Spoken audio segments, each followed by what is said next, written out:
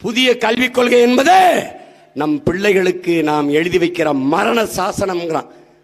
பெரும் பெரும் கல்வியாளர்கள், பேரறிஞர்கள், தம்பி 12ஆப்பு முடிச்சு நீட்டு தேர்வு எழுதும் போதே தோல்வியை தாங்கிக்கிற மனமுதிர்ச்சி இல்லாம நம்ம பிள்ளைய தற்கொலை பண்ணி செத்து போகுது. 12ஆப்பு தேர்வில் தோல்வி விட்டாலே முதிர்ச்சி இல்லை, 16 வயசுல செத்து போகுது. ஆனா 5 வயசுல நீ பொது தேர்வு எழுத சொல்ற, 5 வயசுல 5ஆம் வகுப்புல பொது தேர்வு எழுத சொல்ற.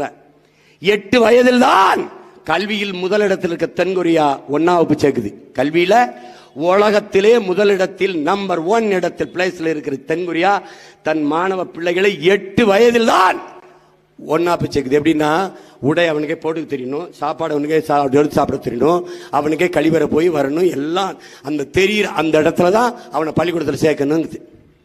அது வரைக்கும் பிளே ஸ்கூல் தான். ஆனா இங்க கற்ப